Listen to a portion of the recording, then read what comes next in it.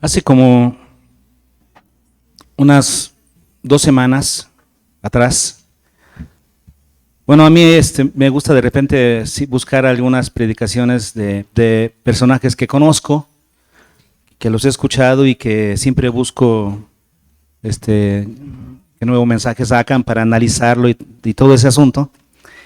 Y me di cuenta que hace como 2 semanas comenzó un seminario que hablaba sobre el Espíritu Santo.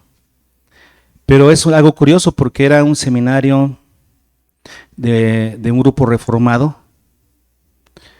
Y algunos piensan, no, bueno, los reformados no creen en el Espíritu Santo, ¿no? Eso son los carismáticos o los pentecostales. Pero no, los reformados, por supuesto, el creyente, el cristiano, cualquiera que sea, cree en el Espíritu Santo y en la labor del Espíritu Santo. Y entonces comenzaron un seminario dando 3 predicaciones diariamente. Diariamente han estado con ese seminario y estaba analizando algunas de ellas y coincidió con que yo estaba estudiando Juan 14 al 16, en donde el Señor Jesús nos habla acerca de que Él enviaría al Espíritu Santo y las labores que haría a favor del creyente. Coincidió, entonces me llenó de interés y comenzó a estudiarlo, y es lo que voy a compartir con ustedes, ¿no? El resultado de ese estudio inquieto que tuve acerca de las labores del Espíritu Santo. ¿Según quién? Según nuestro Señor Jesucristo. Ahora, lo que llama mucho la atención siempre es muy importante al estudiar un pasaje bíblico, al estudiar una porción bíblica, conocer el contexto en el que el Señor lo dijo. Esto te da mucha luz para entender bien en qué consiste la enseñanza, de qué se trata. Así es que, ¿cuál es el contexto de esto? Bueno, lo que vamos a estudiar es Juan 14 y algunos versículos del 15, del 16, que hablan sobre la labor del Espíritu Santo, pero el contexto comienza desde el capítulo 13. Nuestro Señor Jesucristo está pasando la última noche con sus discípulos, la última noche antes de ser apresado. Y nos dice el versículo, capítulo 13, que mientras cenaban. Esto sucedió mientras ellos cenaban. En esta última noche, repito, que Jesús estaba con sus discípulos. ¿Y a qué se dedica el Señor Jesús en ese tiempo que estaba con sus 11? Porque Judas ya se había ido para entregar a Jesús. ¿Qué es lo que Jesús tenía que tratar con sus 11 discípulos? Bueno, Judas estaba a punto de irse, porque aquí el Señor anuncia la traición de Judas. En el capítulo 13, del 21 al 30, Jesús anuncia la traición de Judas, y entonces Judas pues ya se va a traicionarlo. De los versículos 31 al 35 del capítulo 13, Jesús anuncia su muerte de una manera diferente, y les pide que se amen los unos a los otros. Y en los versículos 36 al 38, Jesús anuncia la negación de Pedro, la negación de Pedro, razón por la cual probablemente fuera la razón por la que luego esa fue alimentado por, ustedes se acuerdan, ¿verdad? Porque Pedro probablemente negó a Jesús, no lo soportó y lo tuvo que hacer. Bueno, pero Jesús anuncia la negación de Pedro, y nos dice el Evangelio de Marcos que Jesús le dice a sus discípulos: y todos ustedes se escandalizarán de mí. Eso quiere decir que iban a venir tiempos difíciles. La situación que vendría, Jesús les está anunciando que Él se iba a ser entregado, a morir, y se iba a ir, y la situación que les esperaba iba a ser una situación oscura, una situación difícil. Y yo creo que a partir de ahí en adelante el cristianismo sigue siendo así, difícil. Pero Jesús ya se los estaba anunciando. Pero fíjense algo interesante, ¿no? Con lo que comienza el capítulo 14. Porque en medio de esta situación oscura que los discípulos iban a sufrir,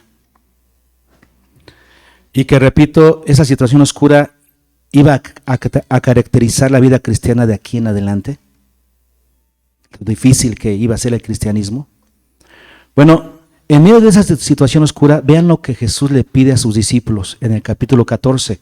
En el 1 les dice: pero no se turbe vuestro corazón. ¿Cómo que no se turbe? Después de todo lo que nos estás diciendo que va a pasar, nos pides que no se turbe nuestro corazón y que no tengamos miedo. Y les dice al final, no, creed en mí. ¿Qué cosas tan difíciles pide el Señor para ellos? Luego en el versículo 2 dice, porque si me voy a ir, pero a preparar lugar para ustedes. Voy a prepararles lugar y vendré otra vez, dice el versículo 13, para tomarlos a mí mismo, para que donde yo estoy ustedes también estén. Ellos tendrían que creer eso en medio de esta situación oscura. Lo tendrían que creer. Le está pidiendo que tengan firmeza en sus creencias a pesar de las cosas que vinieran, las cosas que iban a padecer. En el versículo 4 al 6 les dice el Señor, porque ustedes saben el camino. Y le dice Tomás, Señor, pues ¿cuál camino? Si nos dijeras el camino lo sabríamos. ¿Cuál es el camino? Jesús les dice, ¿no saben el camino? Yo soy el camino y la verdad y la vida. Necesitaban tener firmeza en esa creencia en este tiempo difícil. Luego en el versículo 12 dice, y las obras que yo hago, las mismas ustedes harán y mayores, porque yo voy al Padre. Así es que todo lo que pidan al Padre en mi nombre lo haré, para que el Padre sea glorificado en el Hijo. Para eso iban a ser cumplidas nuestras peticiones. Eso quiere decir, nosotros íbamos a pedir de acuerdo a la voluntad del Padre, y entonces el Padre sería glorificado en el Hijo a través de nuestras peticiones cumplidas. Eso quiere decir que no íbamos a pedir para nosotros mismos, sino para la gloria del Señor. Y es lo que le está diciendo aquí. Las obras que yo hago, ustedes harán, y mayores harán. Y luego en el versículo 15 les dice, si me amáis, guardad mis mandamientos. El verdadero amor a Dios no se demuestra diciendo, te amo, no, sino obedeciendo. ¿Ven las cosas que el Señor les exige? A pesar de lo duro que iba a ser enfrentar el cristianismo de aquí en adelante, les dice, pero yo espero de ustedes que no se turben, que crean, que tengan esperanza de que me voy, pero voy a preparar lugar para ustedes, de que tengan esa certeza de que yo soy el camino, de que hagan obras mayores que yo, de que me amen de verdad a través de la obediencia. Esto es lo que el Señor les está pidiendo. Entonces, en medio de esta situación difícil que iban a enfrentar, ellos tendrían que mostrar valor, fe, esperanza, certeza, obras mayores a las del Señor y un amor verdadero evidenciado por la obediencia. Qué fácil, ¿no? Yo creo los discípulos preguntándose, ¿y cómo le vamos a hacer, Señor? ¿En nuestras fuerzas? Pero el Señor les dice, no, pero no los dejaré solos. No los dejaré solos. Yo sé lo difícil que va a ser enfrentar la vida cristiana. Lo que difícil que es ser cristiano. Es el camino angosto. Es la puerta estrecha. Yo lo sé.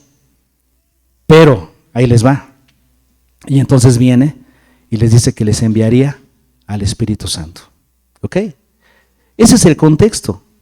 Eso quiere decir entonces que el Señor lo que le está diciendo es que enviaría al Espíritu Santo para que ellos pudieran tener la ayuda que necesitaban para poder vivir un cristianismo excelente. La intervención del Espíritu Santo, la tercera persona de la Trinidad, aquel que dentro de esta llamada economía de la Trinidad, así le llaman los teólogos, la economía de la Trinidad, eso quiere decir la manera en la que ellos se manejan dentro de su Trinidad.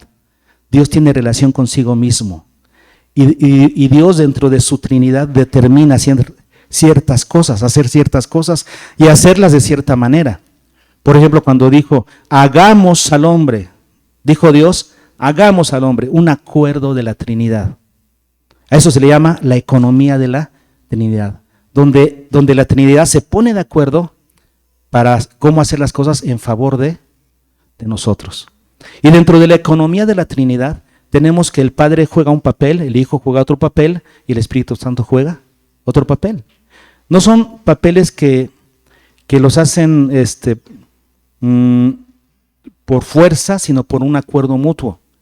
No son acuerdos que se hacen en detrimento de alguna de las personas de la Trinidad. Porque a pesar de que el Padre tiene la preeminencia, eso no quiere decir que el Hijo es menor. Y a pesar de que el Hijo envía al Espíritu a nombre del Padre a nosotros, no significa que el Espíritu es el menor de todos, como a veces pensamos. No es en detrimento de la gloria que cada una de esas personas merecen. Es un acuerdo de la Trinidad. Y ellos en su acuerdo personal, en esta decíamos economía de la Trinidad, ellos determinan que el Padre tenga toda preeminencia, que el Hijo viniera a este mundo para dar su vida por nosotros, y ahora que el Espíritu Santo viniera a estar en el creyente. Y es lo que Jesús le está diciendo a sus discípulos en este momento.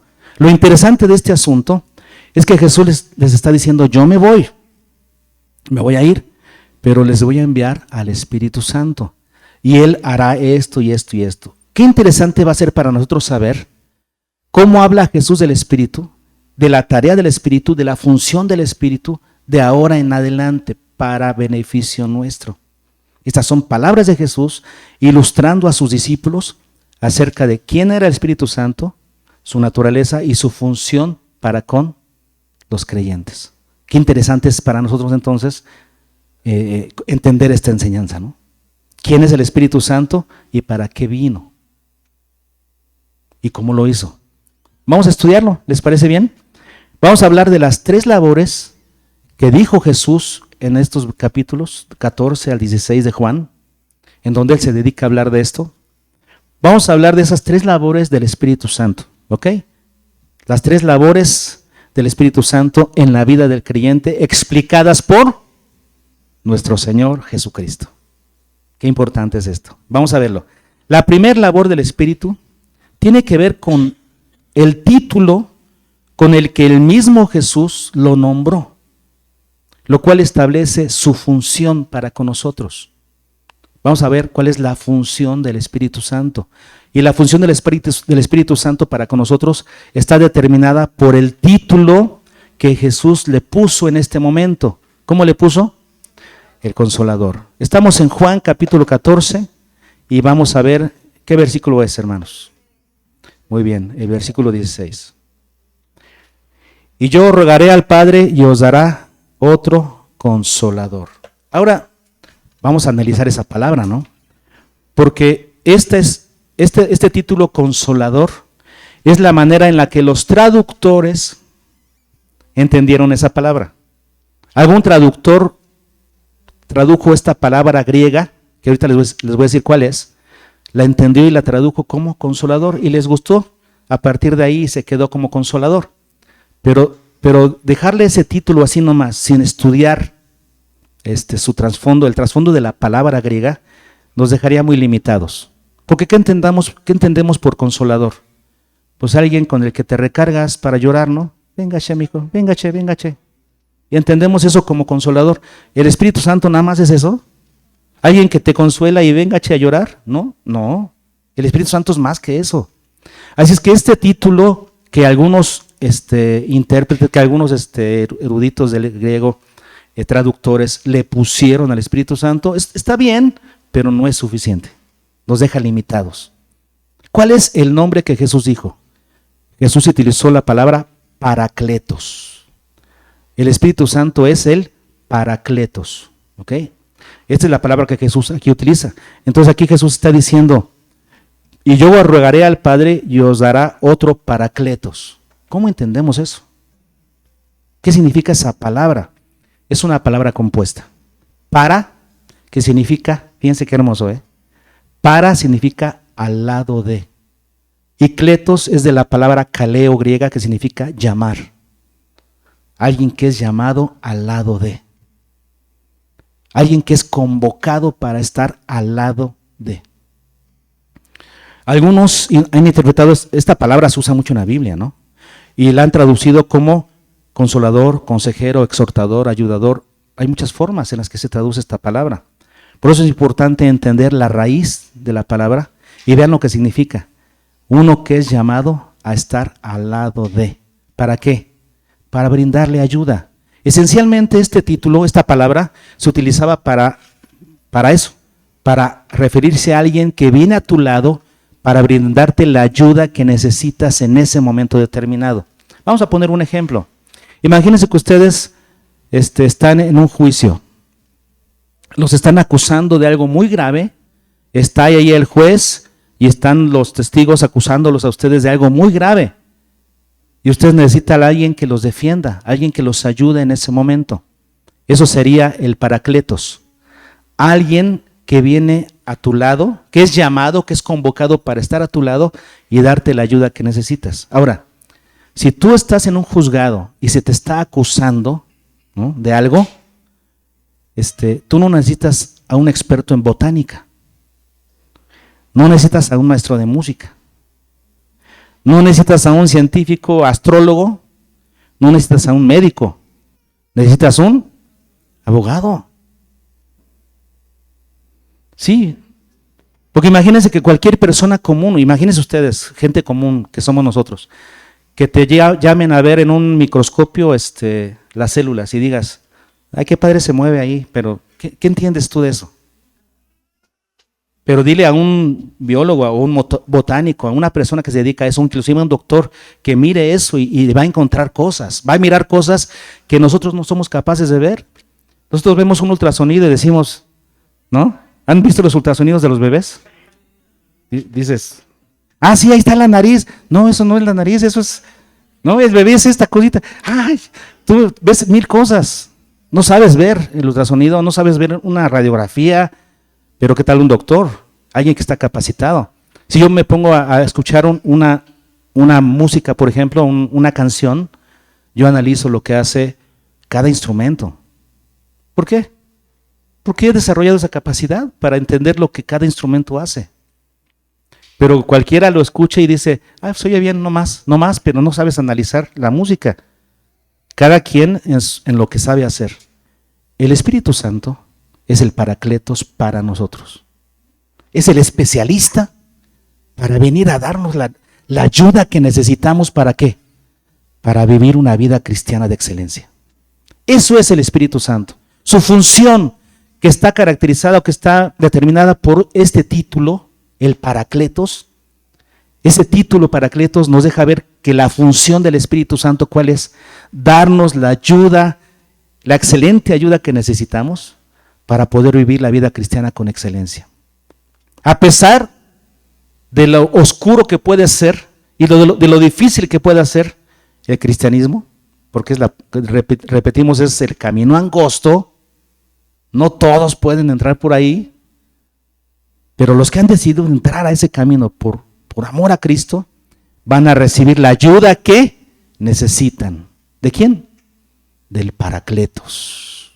El Paracletos, el Espíritu Santo, aquel que te va a dar una ayuda especializada de parte de Dios para ayudarte a vivir la vida cristiana como debes vivirla. Ese es el Espíritu Santo.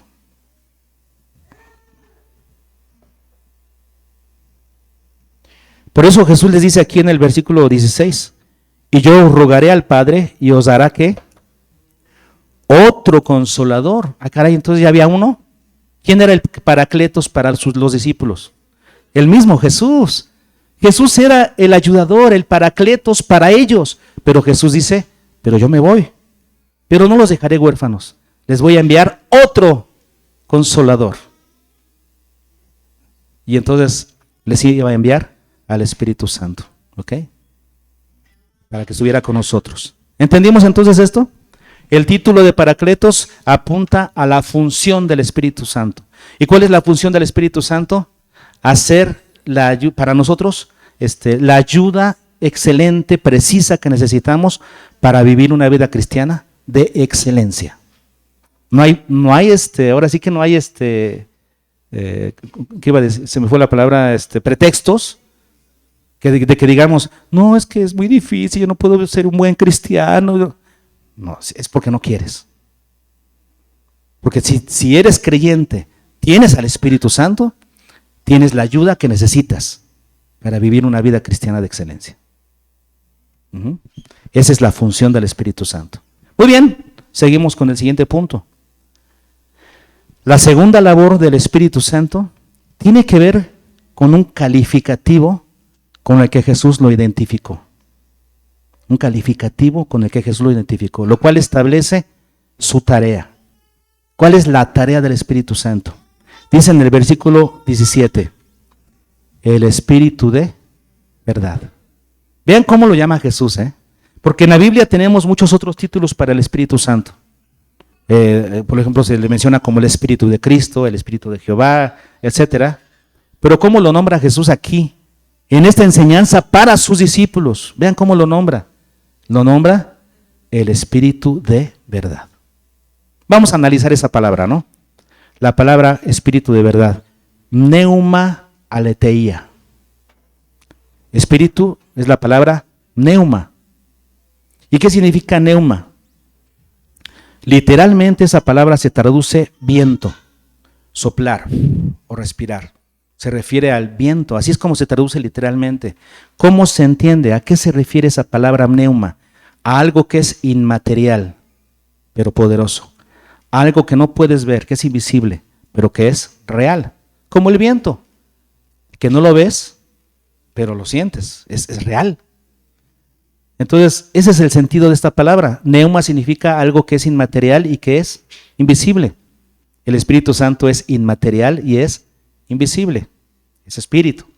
Ahora, el Espíritu de verdad. La verdad es la palabra aletheia, repito, que se traduce, fíjense cómo, no como una apreciación de tu propia verdad. No se refiere a una verdad subjetiva. Yo creo que esto es verdad, no se refiere a eso. Se refiere a algo que es real, algo que es objetivamente real, veraz en sí mismo. Por eso Jesús dijo, yo soy la verdad. El Espíritu Santo es el Espíritu de verdad. Y Jesús dijo en Juan 14:6, yo soy el camino y la verdad. Jesús es la verdad. Así es que, ¿cuál es la tarea del Espíritu Santo? Si nosotros vemos Juan 15, versículo 26. Juan 15, 26 dice, pero cuando venga el Consolador, a quien yo os enviaré del Padre, el Espíritu de verdad, el cual procede del Padre, Él dará testimonio acerca de mí. ¿Por qué? Porque Él es el Espíritu de verdad y da testimonio de la verdad, y Cristo es la verdad. ¿Cuál es la tarea del Espíritu Santo entonces? ¿Dar testimonio de quién? O sea, de Cristo. ¿Cuál es la labor, la tarea del Espíritu Santo? Dar testimonio de Cristo. ¿Ok? Y veamos, vamos a ver un pasaje bíblico en 1 de Pedro 1, que nos habla de esa relación estrecha que existe entre la verdad, el Evangelio y el Espíritu. 1 de Pedro, capítulo 1, versículos 22 y 23. Y dice, habiendo purificado nuestras almas, y vean lo que dice, por la obediencia a la verdad. Ok. ¿Cómo es que purificamos nuestras almas? Por la obediencia a la verdad. La verdad es Cristo. Pero vean lo que sigue. Mediante el Espíritu. ¿Cuál es la labor del Espíritu? Llevarnos a la verdad, o sea, a Cristo. Mediante el Espíritu, para el amor fraternal o fingido, amados a unos a otros entrañablemente de corazón puro, siendo renacidos, no de simiente corruptible, sino de incorruptible. ¿Por qué? Por la palabra de Dios. ¿Dónde está la verdad? En la palabra de Dios que vive y permanece para siempre. Y dice el 25, mas la palabra del Señor permanece para siempre. Y esta es la palabra que por el Evangelio os ha sido anunciada. Cuando tú hablas del Evangelio, ¿qué estás hablando? La verdad de Cristo. ¿Verdad? ¿Y quién te lleva a entender, a aceptar esa verdad? El Espíritu Santo. ¿Por qué? Porque Él es el Espíritu de verdad. Vean ustedes cómo este título que le da Jesús, el Espíritu de verdad, apunta a la tarea del Espíritu Santo. ¿Cuál es la tarea del Espíritu Santo? Llevarnos a toda verdad, o sea, a Cristo. Vamos a seguirlo viendo. En el capítulo 14 de Juan, regresamos a Juan. En Juan 14, versículo 26, dice, mas el Consolador, el Espíritu Santo, a quien el Padre enviará en mi nombre, Él os enseñará todas las cosas y os recordará todo lo que yo he dicho. ¿Por qué? Porque Cristo es la verdad. ¿Y quién está hablando aquí? Jesús. Está diciendo, yo les he dicho muchas cosas, ¿verdad? Bueno, el Espíritu Santo a ustedes, mis apóstoles, mis discípulos, a ustedes les va a recordar todas las cosas que yo les he hablado. Este es un versículo que apunta directamente a los discípulos, a los apóstoles, porque ¿quiénes son los que escribieron el Nuevo Testamento? Los apóstoles. ¿Y el Espíritu Santo qué iba a hacer? Llevarlos a toda verdad. O sea, recordarles las cosas que Jesús les había enseñado. Esa es la labor del Espíritu Santo. Ahora, a los apóstoles se las enseñó a través de lo que llamamos la inspiración bíblica. Nosotros hoy en día no necesitamos inspiración, porque no vamos a escribir las verdades de Dios, ¿no? Nosotros no estuvimos con Jesús como para que el Espíritu Santo nos recuerde. ¿Qué nos va a recordar si no estuvimos? Les iba a recordar a ellos porque iban a escribirlo. Nosotros ahora, ¿qué necesitamos? La iluminación del Espíritu Santo para entender esas cosas. Segunda de Corintios, capítulo 2, nos dice eso. Dice en segunda de Corintios,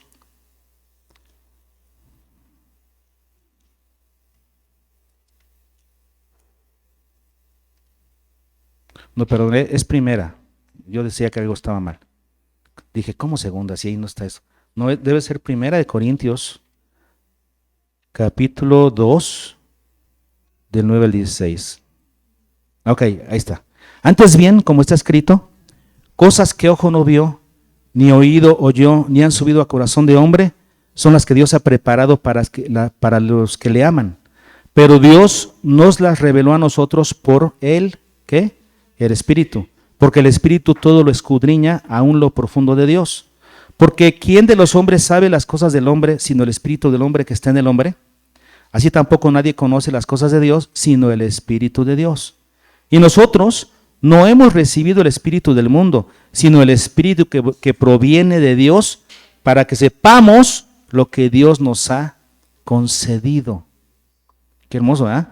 Lo cual también hablamos, no con palabras enseñadas por sabiduría humana, sino con las que enseña el Espíritu, acomodando lo espiritual a lo espiritual.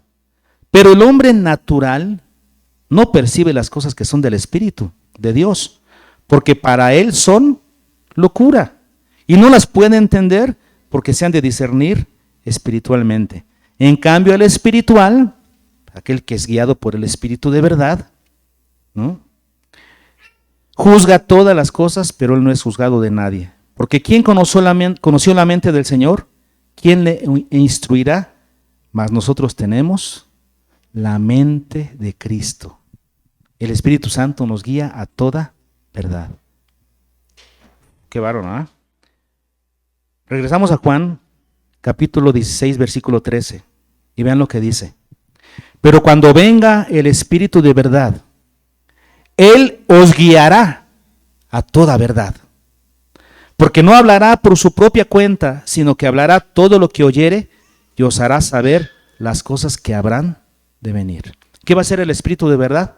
Guiarnos a toda verdad. ¿Y quién es la verdad? Cristo. Capítulo 16, versículo 14.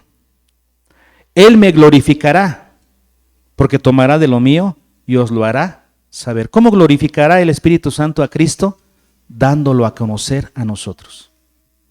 Eso quiere decir que en la medida en la que nosotros, fíjense bien, conozcamos a Cristo, amemos a Cristo, apreciemos a Cristo, alabemos a Cristo, sirvamos a Cristo, el Espíritu Santo estará siendo glorificado.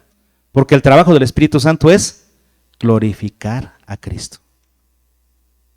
¿Te has preguntado alguna vez, ¿estaré bien delante de Dios o estaré siendo guiado por el Espíritu Santo? Si no hago señales, si no hablo en lenguas, bueno, eso es un don que Dios da. No tienes ni que pedirlo, es algo que Dios da. Pero a veces la gente piensa, es que no tengo una buena relación con el Espíritu Santo. Bueno, te voy a dar un tip.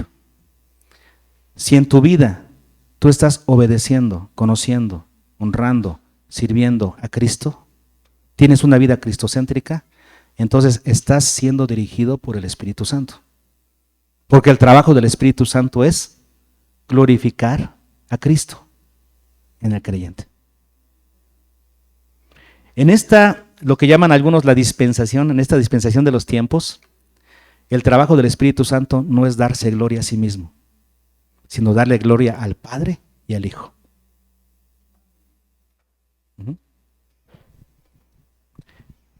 Así es que la tarea del Espíritu Santo es llevarnos a Cristo, amarlo, conocerlo, apreciarlo, que Cristo sea el todo en todos ustedes. Esa es la labor del Espíritu Santo. Esa es su tarea, según el título que Jesús le da, que es el Espíritu de verdad. El trabajo del Espíritu Santo es llevarnos a toda verdad, y la verdad es Cristo. ¿Ok? Esa es la segunda labor del Espíritu Santo. Vamos a ver la tercera labor del Espíritu Santo de la que nos habla Jesús, y tiene que ver con un hecho maravilloso para el creyente, el cual establece su estrategia. ¿Cuál es la estrategia del Espíritu Santo para trabajar en el creyente? Estar en nosotros.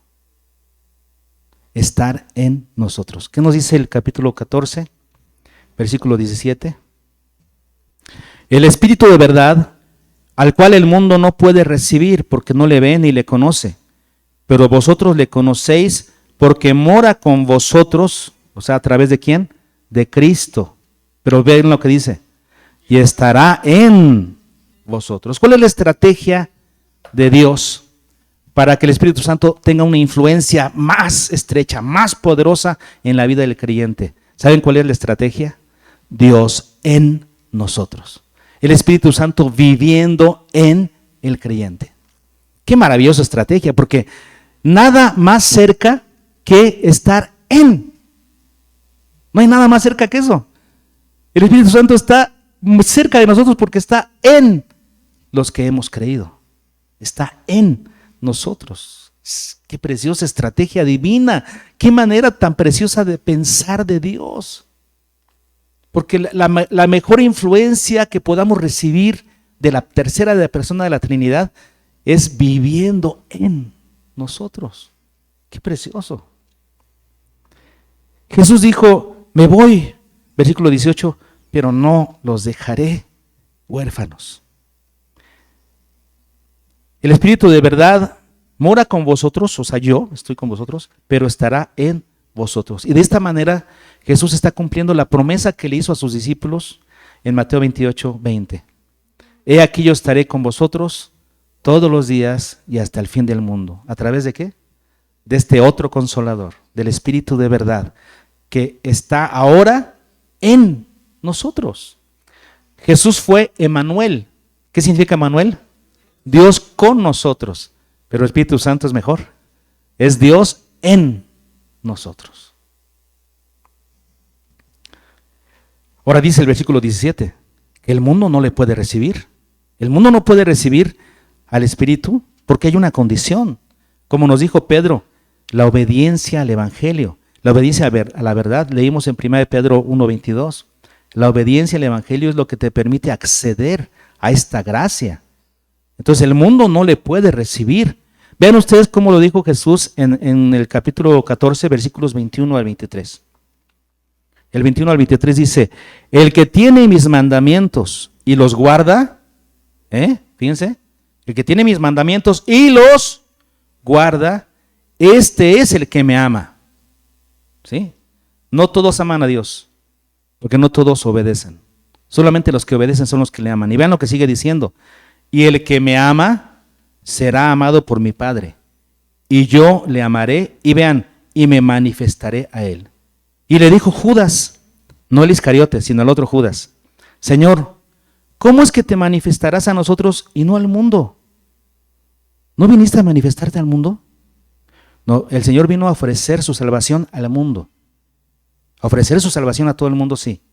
Pero solamente se van a manifestar a quienes obedecen el Evangelio.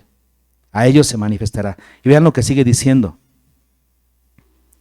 Respondió Jesús y le dijo, el que me ama, mi palabra guardará, y mi Padre le amará, y vendremos a él y haremos morada con él. Solamente aquellos que son obedientes al Evangelio, que reaccionan con obediencia al Evangelio, ellos son los que serán amados por el Padre, y dice el Señor, dijo Jesús, y vendremos y haremos morada. ¿A través de quién? Del Espíritu Santo que vive en el creyente. Vendremos a Él y haremos morada con Él. ¿Cuál es la razón? Vamos a ver 3 propósitos principales por los que el Señor, nuestro Dios, ideó esta estrategia de que el Espíritu Santo viviera en el creyente y tuviera esa influencia poderosa en la vida del creyente al estar en él. ¿Cuáles son 3 propósitos principales que logra este hecho de que el Espíritu Santo está en nosotros? Primer propósito principal, sellarnos para el día de la salvación. El Espíritu Santo habita en el creyente y es el sello de la salvación de Dios. Efesios 1:13. ¿Están usando sus Biblias? Yo también, no me quedo atrás. Efesios 1:13, vean lo que dice. En él también vosotros, habiendo oído la palabra de verdad, otra vez la verdad, la palabra de verdad, respaldada por el Espíritu de verdad, el evangelio de vuestra salvación, y habiendo creído en él, o sea, habiendo obedecido al evangelio, ¿qué dice? Fuisteis sellados con el Espíritu Santo de la promesa. Fuimos sellados. ¿Qué dice el 4:30? Y no contristáis al Espíritu Santo de Dios, con el cual fuisteis sellados, ¿para qué? Para el día de la redención. Fuimos sellados para el día de la redención. ¿Cuál es el propósito de Dios de que el Espíritu Santo habite en el creyente? El Espíritu Santo en la vida del creyente es el sello de salvación de Dios. El que no tiene el Espíritu, pues no es de Él. Vean lo que dice 2 de Corintios 1, 21 y 22.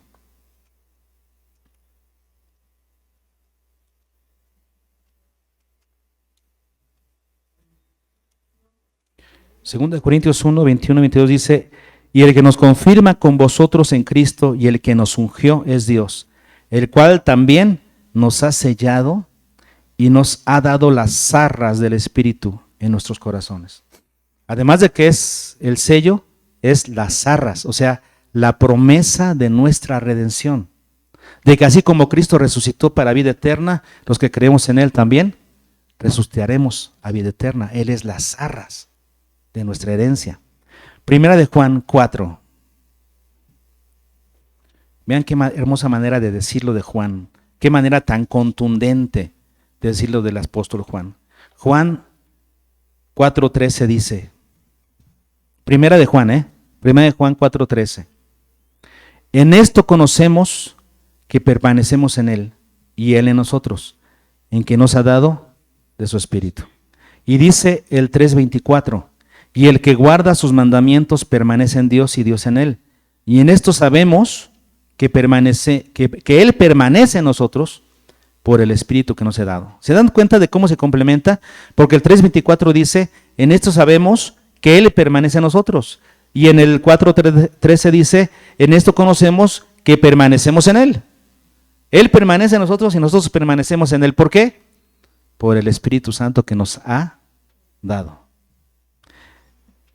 Y termina diciendo Romanos 8:9. Vean este corolario. Romanos 8:9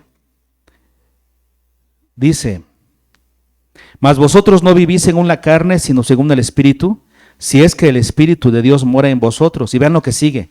Y si alguno no tiene el Espíritu de Cristo, no es de Él, no es de Cristo. Así es que Dios va a reconocer a los que son suyos, a los que son salvos. ¿Por qué? Porque el Espíritu Santo está ahí, habitando en ellos. Si tú has creído, te has arrepentido de tus pecados y has creído en Cristo, el Espíritu Santo ha hecho habitación en ti y es el sello de Dios para la salvación. Ese es el primer propósito por el que el Espíritu Santo viene a habitar en el creyente.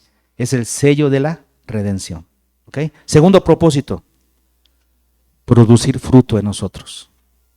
Que el carácter de Cristo esté en crecimiento, en franco crecimiento en nuestras vidas. ¿Quién provoca crecimiento en nuestra vida? Que tengamos fruto, que el carácter de Cristo crezca en nosotros. ¿Quién lo produce? El Espíritu Santo. ¿Qué es lo que transformó al apóstol Pablo? De un perseguidor a un servidor. De alguien que odiaba a Cristo y a los creyentes, a alguien que ama, que después amara a Cristo y a la iglesia. ¿Qué es lo que transformó a Pablo? Él iba camino a Damasco y se encontró con el Señor. Una luz tremenda, una luz que iluminó todo y que lo hizo caerse. Era el resplandor de Jesús. Sí, ¿es verdad esto? Y esto fue lo que transformó su vida, el haber visto a Jesús en ese momento. ¿Saben cuál es la labor del Espíritu Santo? Vean ustedes lo que dice 2 Corintios 3:18.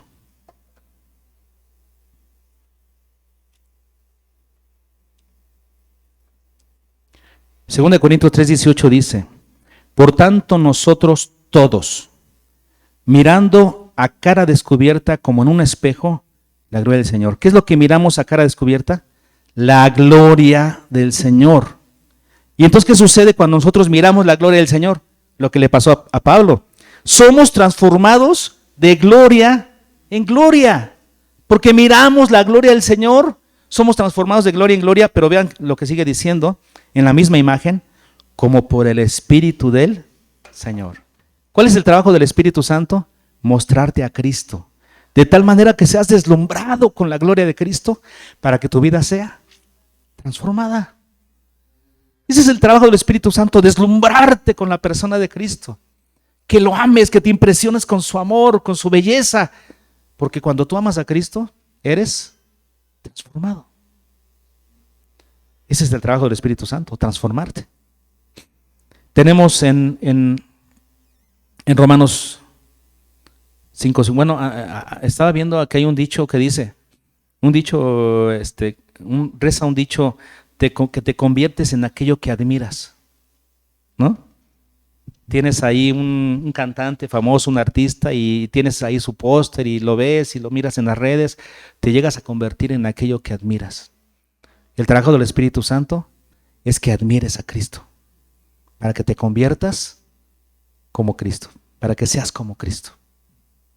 Eso es. Romanos 5:5, ¿qué dice?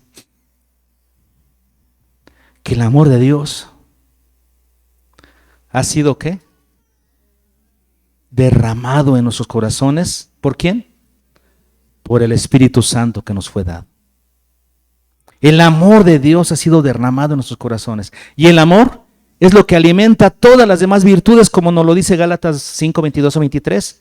Mas el fruto del Espíritu es amor, luego gozo, paz, paciencia, benignidad, bondad, fe, mansedumbre, templanza. Contra tales cosas no hay ley, porque las da el Espíritu Santo. El trabajo del Espíritu Santo es que el carácter perfecto, el carácter de Cristo, caracterizado por esos 9 elementos del fruto espiritual, se estén reflejando en tu vida. ¿Cómo? De gloria en gloria. En la medida en la que tú te enamoras cada vez más de ¿quién? De Cristo. Es que el Espíritu Santo está en ti para producir fruto, para que el carácter de Cristo esté creciendo en tu vida. Y el tercer propósito, en general, ¿no? Porque hay muchos, ¿verdad? Pero solamente en esos 3. El tercer propósito de que el Espíritu Santo vive en el creyente, ¿cuál es? Respaldar tu servicio a Él. Respaldar tu servicio, ¿cómo? Con manifestaciones de poder. Porque dijo Jesús a sus discípulos, no se vayan de Jerusalén hasta que reciban la promesa de lo alto. Y cuando venga el Espíritu Santo, recibirán poder para ser testigos. En Jerusalén, en toda Judea, en Samaria y hasta lo último de la tierra. Serán testigos. ¿Por qué? Porque recibirán el poder del Espíritu Santo. El Espíritu Santo es el respaldo, ¿para qué? Para servir a Dios. Él nos respalda con señales, con prodigios, con manifestaciones de poder. Vamos a ver 1 Corintios 12.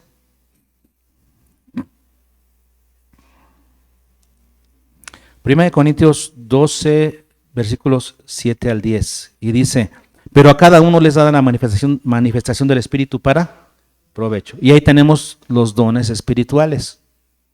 ¿Qué son los dones? Son manifestaciones del Espíritu, ¿para qué? para provecho, o sea, para traer un beneficio. Son del Espíritu. Los utiliza el Espíritu cuando Él quiere, como Él quiere, en quien Él quiere. ¿Nosotros tenemos alguno de esos dones? No, ninguno, porque son del Espíritu. ¿Podemos manifestar los 9?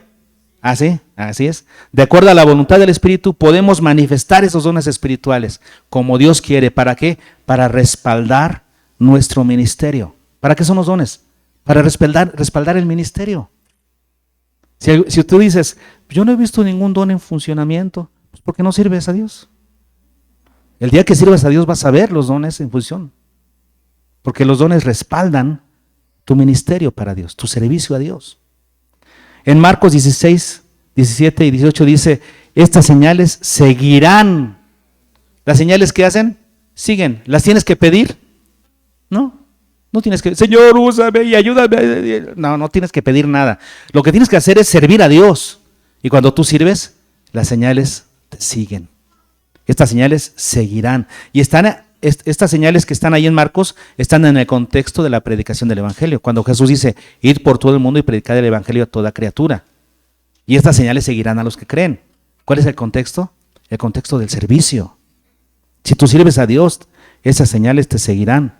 Cuando Pablo predicaba, lo hacía con demostración de poder. En 1 Corintios 2, 4, dice, ni mi palabra ni mi predicación fue con palabras persuasivas de humana sabiduría, sino con demostración de poder, de demostración del Espíritu y de poder, para que vuestra fe no esté fundada en la sabiduría de los hombres, sino en el poder de Dios. ¿Y cuál es el principal poder que nos acompaña? El poder del Evangelio. Porque el Evangelio es poder de Dios para salvación. El Espíritu Santo provoca la salvación en la persona que escucha el Evangelio. Porque el mayor milagro que puede suceder en esta vida no es una sanidad. No es un milagro de eso, no, es la salvación. La salvación es el milagro más grande que puede existir. ¿Y lo produce quién? El Espíritu Santo. Romanos 15, versículos 18 y 19.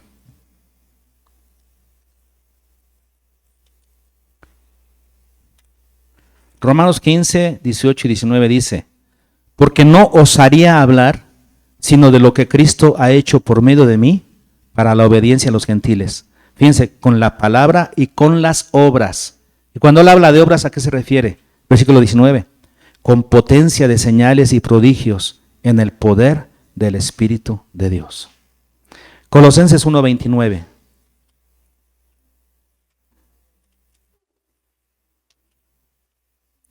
Colosenses 1:29 dice, para lo cual también trabajo, luchando según la potencia de Él, la cual actúa poderosamente en mí. Tú tienes que saber esto. Cuando tú haces la obra de Dios, no es tu potencia, no es tu habilidad la que funciona, es la potencia de Dios que actúa en ti. Tú eres un vaso frágil, humilde, pero en el cual reposa el poder de Dios. Eso hay que entenderlo. Tú eres un vaso frágil, pero reposa en ti el poder de Dios para hacer la obra, para predicar el Evangelio. No predicas en tu poder, no predicas en tu autoridad, predicas en el poder del Espíritu Santo, en la autoridad de Dios, en la autoridad del Evangelio.